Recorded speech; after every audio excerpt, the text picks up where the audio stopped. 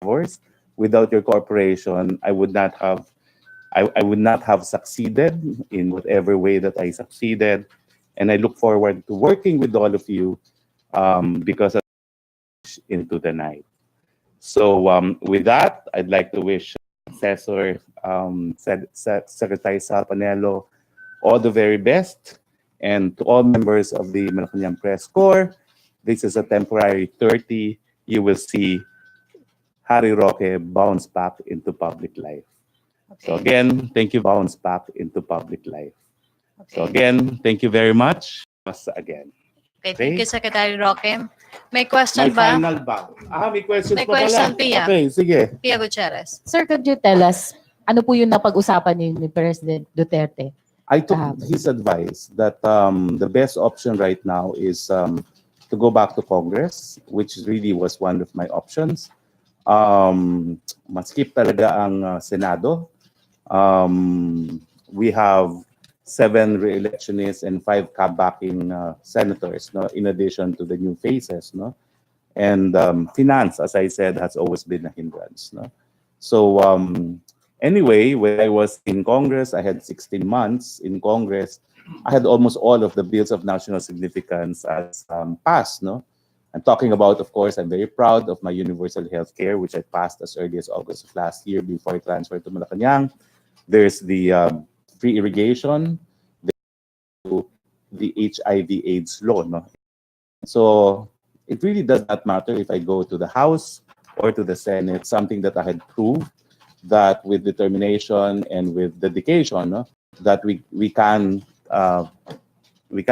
in fact carry out our obligations and our function as legislators, be it in Congress or in the Senate.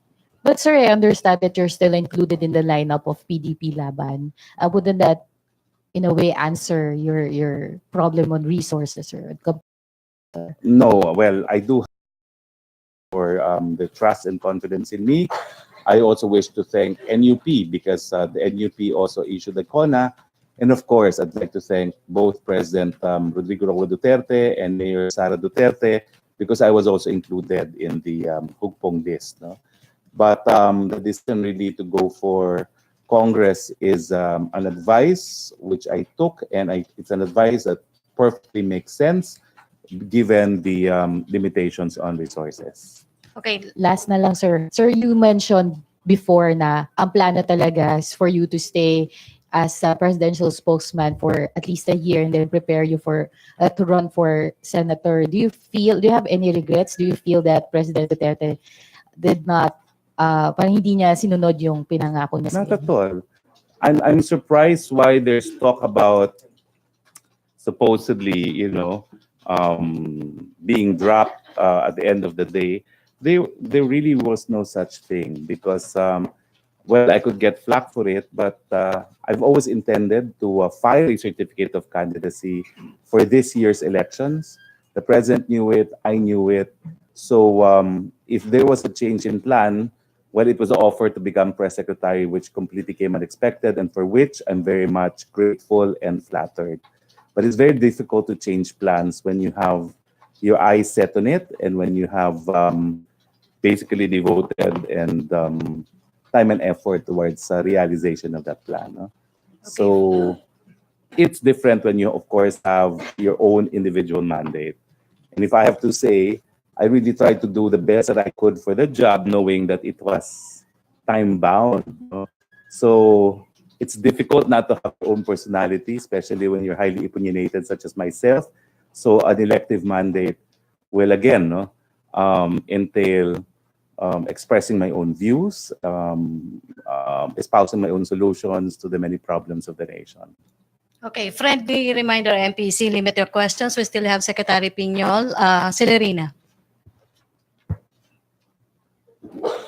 Good morning, sir. Sir, you have mentioned before when you were still the press secretary, some policies na parang yung mga stance nyo before na hindi nyo na ngayon stance. So, will you revert back to that stance? Like, for instance, comfort women and others?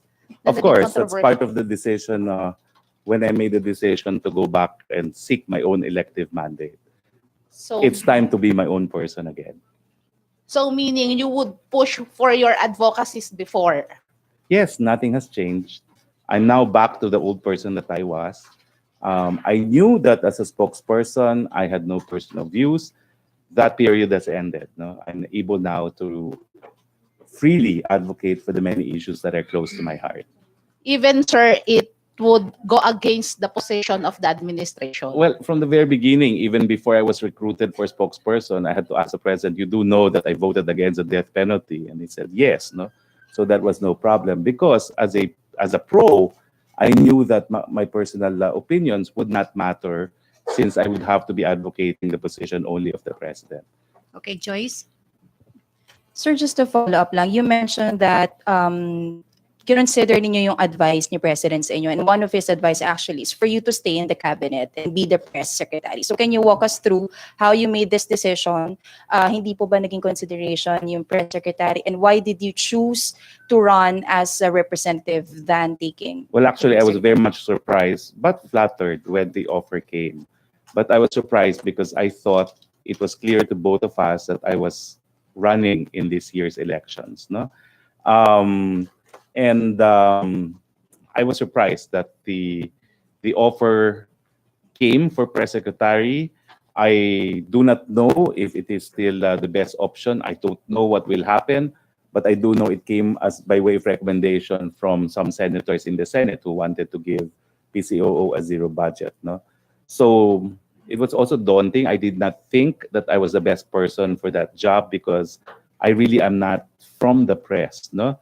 Being a spokesperson can be different from being a press secretary because you would have to head all the state information infrastructure, including an actual TV station, an actual news agency, an actual news bureau. And I never had any experience really as a journalist. So to me, it was a very good offer for which I'm grateful, but it's really a post that I did not feel I had adequate training for. That's the truth. Okay, last three, Raymond, Ina, and Ace.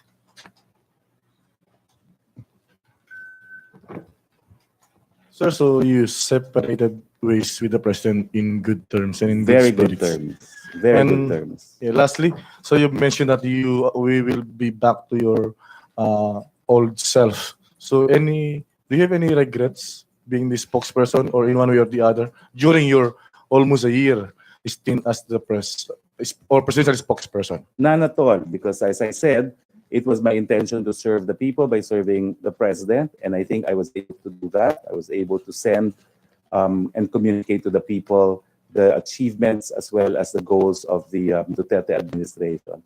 And yes, it was a pleasure also to defend the president against his detractors, because it is my firm conviction that anyone who has been given a democratic mandate must not only be respected, but must be supported. And I have absolutely no regrets as far as that's concerned. It remains my conviction. Thank you, sir, and good luck. Okay, Ace. And Ina. Last Ina. Sec, yung survey results, was it a factor? Definitely. I knew that it would be a very difficult climb to the Senate if I were to persist. My problem too was we had 3 consecutive surveys and only the awareness was increasing, not the conversion. So it was really a hard reality to accept that perhaps we need to do more to convince the people that we are worthy for the Senate. Kasi mas kilala ka bilang human rights advocate. Now you're shifting to environment advocacy. What makes you qualified?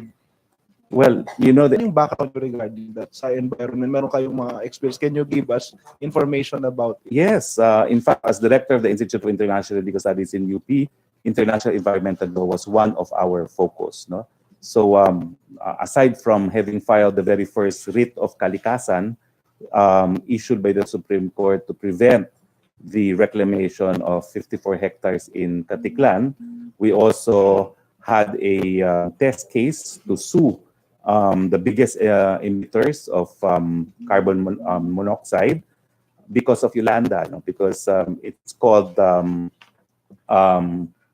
climate change litigation. No? So that's still an ongoing project where we have residents of Yolanda suing British Petroleum and Shell for tort because we're arguing that their emissions is responsible for climate change, which is responsible for the damages suffered by Yolanda. No? And in the next few days, we will be initiating cases also for incidents involving Benguet as well as Cebu. Thank you, Sec. Ina.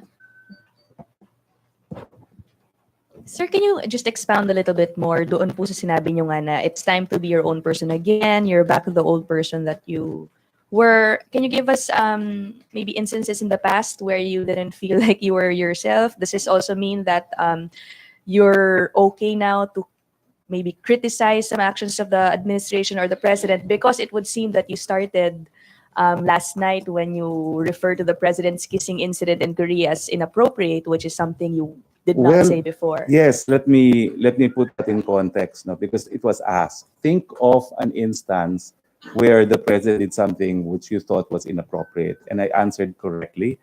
I mean, and honestly, that I thought the kissing scene was a bit too much. Something that was observed also by Mayor Serrano, and I think by many others. But of course, that was taped. No, at the time it was taped, I did not know what I was actually going to do. But I just had to be candid because it was a question. And as I said, I never lied. But maybe that's why press secretary would not be apt for me because whether I like it or not, I'm also very candid with my responses. Now, I don't think that will be repeated. I do not know if the president thought it was inappropriate, but I don't think that incident would be repeated at all for the remainder of the term. Okay, but you issuing such yung mga ganyang criticisms on the president's actions, is that something you can expect from you now? Well, you see, the president, when he got me, made it clear that I was a critic and doesn't care. His words were, I don't care. He doesn't care if you're a friend or enemy. He speaks his mind. And the president says, I'd like him to remain that way. So it was different when I was a spokesperson because there was no distinction between myself and his personality. So I had to be very restrained. No? But even as my own person, I think the president has always respected who I am and would respect, instances wherein I may have criticisms because he knows I do not seek to overthrow him. No, I only want the best for this administration because his success means a success for the entire Filipino people. Okay, thank you, Ina. Can we now have presidential Okay, spokesperson? so ladies and gentlemen, goodbye. It's a 30. Yeah, I will bow. Ladies and Bye-bye. gentlemen, can we rise and give this man our appreciation? Thank you. Thank you. See you. Thank you. Thank you. Thank you, Secretary Roque. Thank you.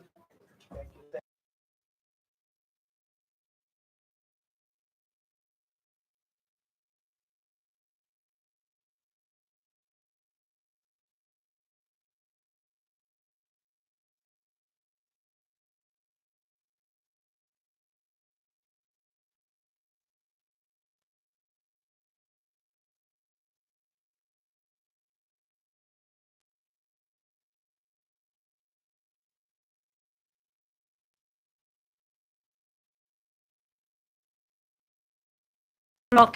Thank you.